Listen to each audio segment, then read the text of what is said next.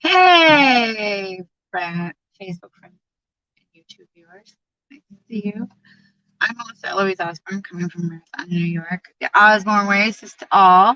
I'm a network marketer. I help other small businesses and people how to use their phone and to connect with other individuals as well. And today I wanted to read Napoleon Hill, but I'm reading the introduction, okay, which is kind of long. So please stay tuned in, tapped in, tuned in, turned on. And reading is one of the most essential things I can say is it broadens your horizon and it helps you kind of get more of a clear understanding of what you really want and how to go after it and believing in it ourselves.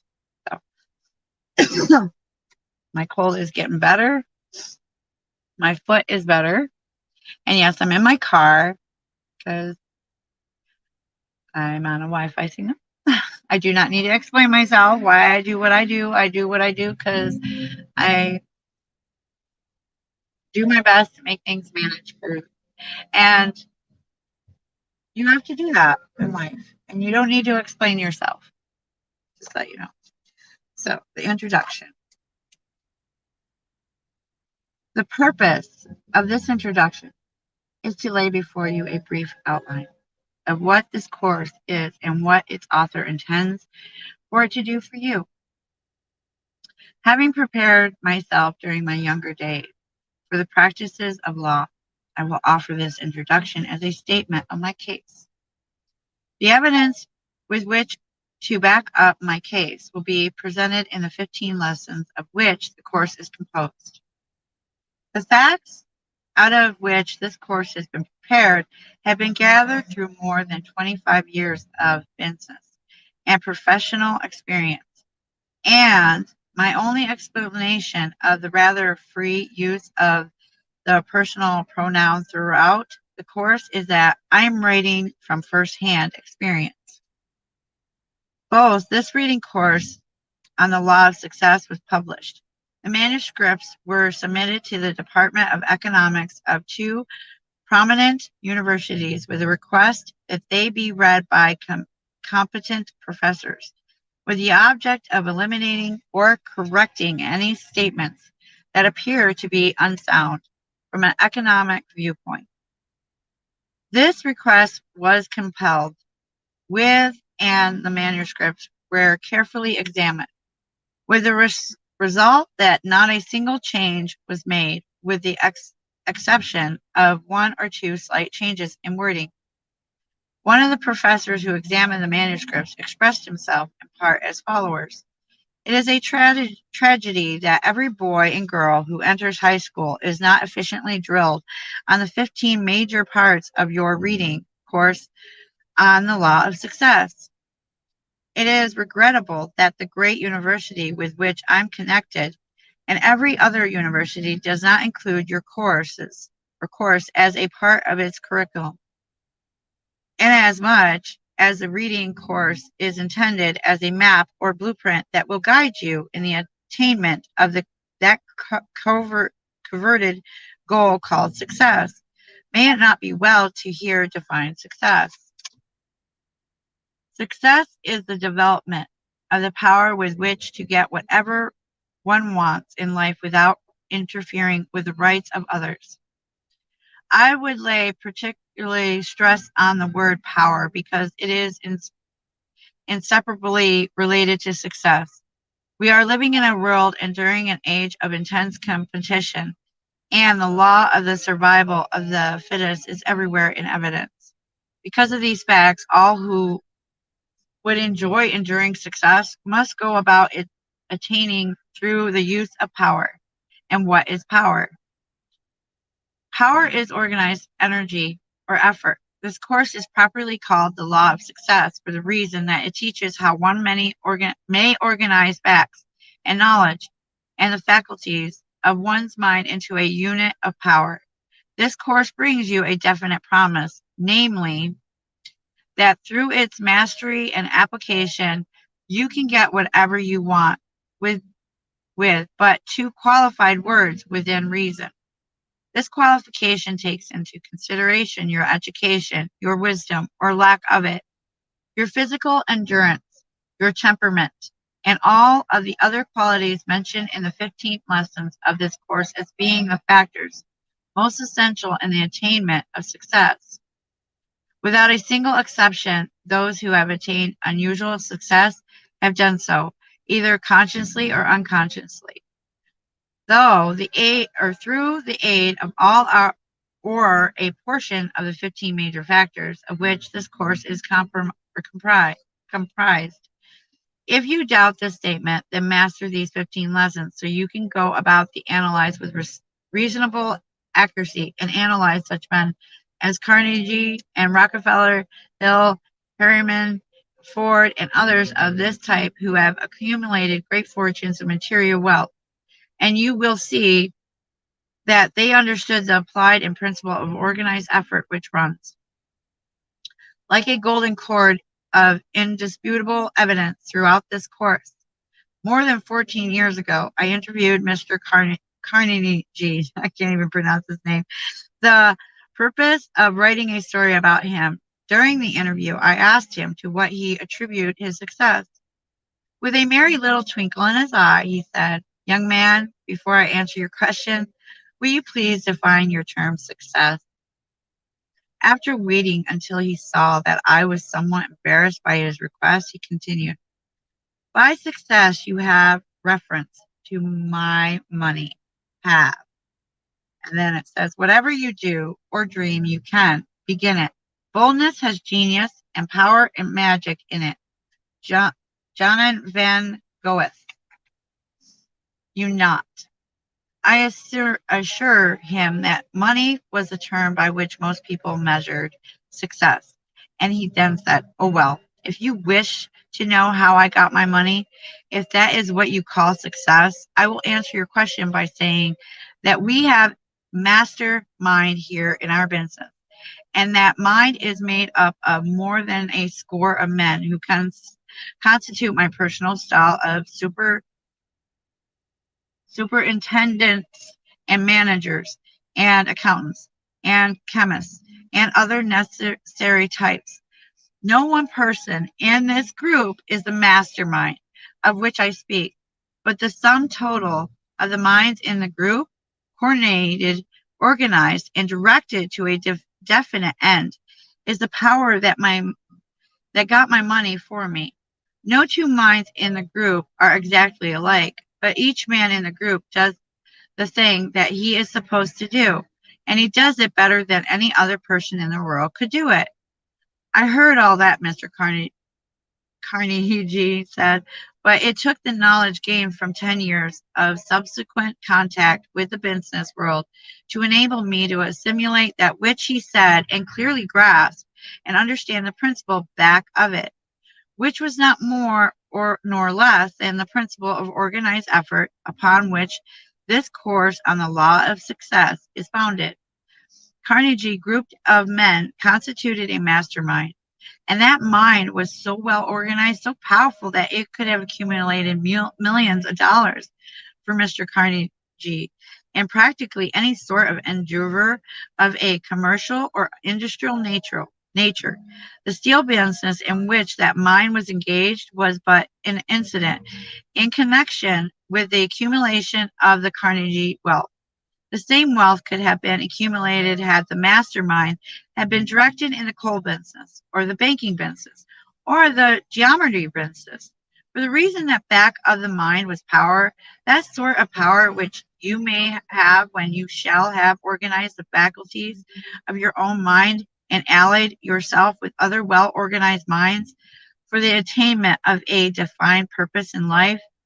Every strategist, whether in business or war or industry or other callings, understand the value of organized, coordinated effort.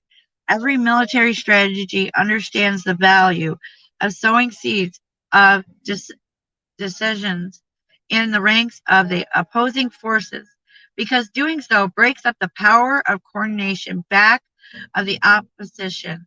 During World War I, much was heard about the effects of propaganda, and it seems not an exaggeration to say that the disorganizing forces of propaganda were much more destructive than were all the guns and explosives used in the war. One of the most important turning points of the World War came when the Allied armies were placed under the direction of the French general Foch. There are well-informed military men who claim that this was the move that spelled doom for the opposing armies. Any modern railroad bridge is an excellent example of the value of organized effort because it demonstrates quite simple and clearly how thousands of tons of weight may be borne by a comparatively small group of steel bars and beams, so arranged that the weight is spread over the entire group. There was a man who had 7 sons who were always quarreling among themselves. One day he called them together and informed them that he wished to demonstrate just what their lack of cooperative effort meant. He had prepared a bundle of 7 sticks, which he had carefully tied together one by one. He asked his sons to take the bundle and break it. Each son tried, but in vain. Then he cut the strings and handed one of the sticks to each of his sons and asked him to break it over his knee. After the sticks had all been broken with ease, he said, "When you boys work together in a spirit of harmony, you resemble the bundle of sticks, and no one can defeat you. But when you quarrel among yourselves, anyone can defeat you one at a time." There is a worthwhile lesson in the story of the man and his 7 quarrelsome sons, and it may be applied to the people of a community, the employer and employees in a given place of employment, or to the state and nation in which we live. Organized effort may be made a power, but it may also be a dangerous power unless guided with intelligence, which is the chief reason why the 15th lesson of this course is devoted largely to describe how to direct the power of organized effort so that it will lead to success, that sort of success which is found upon truth and justice and fairness, which lead to ultimate happiness. One of the outstanding tragedies of this age of struggle and money madness is the fact that so few are engaged in the effort that they like best. One of the objects of this course is to help each student find his or her particular niche in the world's work, where both material prosperity and happiness in abundance may be found. For this purpose, a character analysis chart accompanies the 15th lesson. This chart is designed to help. Whatever you do, you need courage. Whatever course you decide upon, there is always someone to tell you that you are wrong. There are always difficulties arising that tempt you to believe your critics are right. Ralph Waldo Emerson. The student take inventory of himself and find out what latent ability and hidden forces lie sleeping within him. This entire course is intended as a stimulus to enable you to see yourself in your hidden forces as they are and to awaken in you the ambition and the vision and the determination to cause you to go forth and claim that which is rightfully yours. Less than 25 years ago, a man was working in the same shop with Henry Ford, doing practically the same sort of work that he was doing. It has been said that this man was really a more competitive workman in that particular sort of work than Ford. Today, this man is still engaged in the same sort of work at wages of less than $100 a week, while Mr. Ford is the world's richest man. What outstanding difference is there between these two men that has so widely separated them in terms of material wealth? Just this, Ford understood and applied the principle of organized effort, while the other man did not. In the little city of Shelby, Ohio, as these lines are being written for the first time in the history of the world, this principle of organized effort is being applied for the purpose of bringing about a closer alliance between the churches and the business houses of a community. The clergymen and businessmen have formed an alliance, with the result that practically every church in the city is squarely back to every business man. and every businessman is squirrely back to every church. The effect that has been the strengthening of the churches and the business houses to such an extent that it has been said that it would be practically impossible for any individual member of either class to fail in his calling. The others who belong to the alliance will permit no such failures. Here is an example of what may happen when groups of men form an alliance for the purpose of placing the combined power of the group back to each individual unit. The alliance has brought both material and moral advantages to the city of Shelby, such as an enjoyed by but few other cities of its size in America.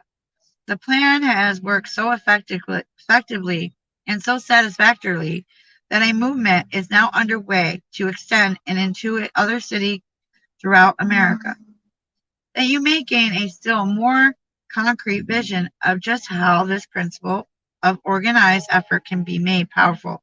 Stop for a moment and allow your imagination to draw a picture of what would likely be the result if every church and every newspaper, every Rotary Club and every Kiwanis Club and every advertisement club, every women's club, every other civic organization of a similar nature in your city or in another city in the United States should form an alliance for the purpose of pooling their power and using it for the benefit of all members of these organizations.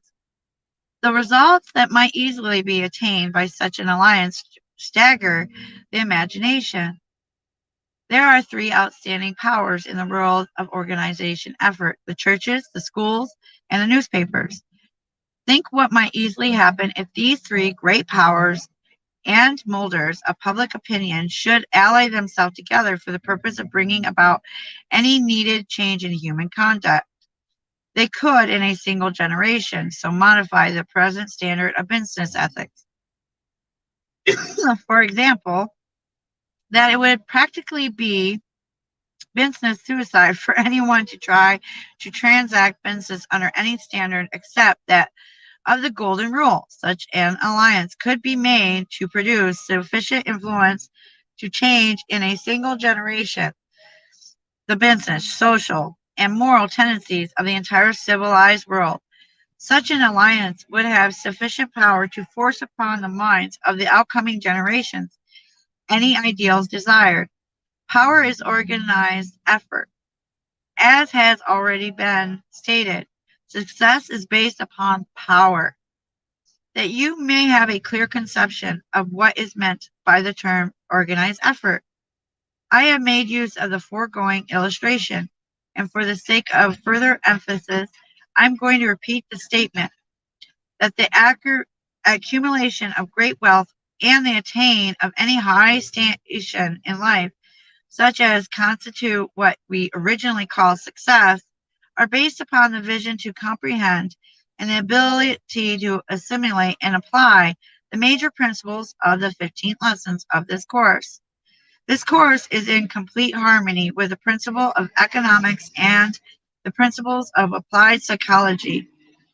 You will observe that those lessons that depend for their practical application upon knowledge of psychology have been supplemented with sufficient explanation of the psychological principle involved to render the lesson easily understood. Before the manuscripts for the course went to the publisher, they were admitted to some of the foremost bankers and businessmen of America. Success is the development of the power with which to get whatever one wants in life without interfering with the rights of others. This is very long, guys, so I do appreciate you listening. They might be examined, analyzed, and criticized by the most practical type of mind. One of the best known bankers in New York City returned the manuscript with the following comments: I hold a master's degree from Yale, but I would willingly exchange all that this degree has brought me in return for what your course on the law of success would have brought me. Had I been afforded the privilege of making it a part of my training while I was studying at Yale, my wife and daughter have also read the manuscripts, and my wife has named your course the master keyboard of life, because she believes that all who understand how to apply it may play a perfect symphony in their respective callings, just as to apply it may play a perfect symphony in their respective callings. Just as a pianist may play any tune when once the keyboard of the piano and the fundamentals of the music have been mastered. No two people on earth are exactly alike, so no two people on this planet are exactly alike. And even twins are not exactly alike. And for this reason, no two people would be expected to absorb from this course the same viewpoint. Each student should read the course, understand it, and then appropriate from its contents whatever he or she needs to develop a well-rounded personality. Before this appropriation can be properly made, it will be necessary for the student to analyze himself or herself through the use of the questionnaire that comes with the 15 lessons of the course. For the purpose of finding out what his or her deficiencies may be, this questionnaire should not be filled out until the student thoroughly masters the contents of the entire course, for he or she will then be in a position to answer the questions with more accuracy and understanding of him or herself. Through the aid of this questionnaire, an experienced character analyst can take inventory of one's faculties as easily and as accurately as a merchant can inventory the goods of his shelves.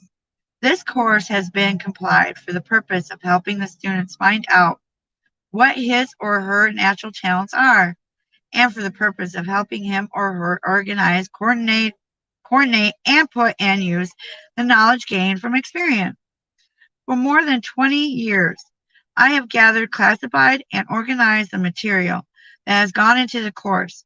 During the past 14 years, I have analyzed more than 15,000 men and women, and all of the vital facts gathering from these analysts have been carefully organized.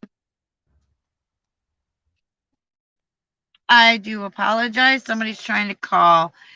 I do apologize. I really do not like that. But what am I supposed to do? Okay. For more than 20 years, I have been gathering, classifying, and organizing the material that has gone into the course. And I just read that. These analysts brought out many interesting facts that have helped to make this course practical and usable. For example, it was discovered that 95% of all who were analyzed were failures, and only 5% were successes. By the term failure is meant that they had failed to find happiness and the originary necessities of life without struggle that was almost unbearable. Perhaps this is about the proportion of success and failures that might be found. If all the people of the world were accurately analyzed, the struggle for a mere existence is terrific among people who have not learned how to organize and direct their natural talents, while the attainment of those necessities, as well as the acquiring of many of the luxuries, is comparably simple among those who have mastered the principle of organized effort. One of the most startling facts brought to light by those 15,000 analysts was the discovery that the 95% who were classed as failures were in the class because they had no defined purpose in life, while the 5% continuing the successful ones not only had purpose that were definite, but also had definite plans for the attainment of their purpose. Another important fact disclosed by these analysts was that the 95% constituting the failures were engaged in work that they did not like, while the 5% constituting the successful ones were doing that which they liked best. It is doubtful whether a person could be a failure while engaged in work that he or she likes best. One of the chief objects of this course is to help the student find the work for which he or she is best fitted.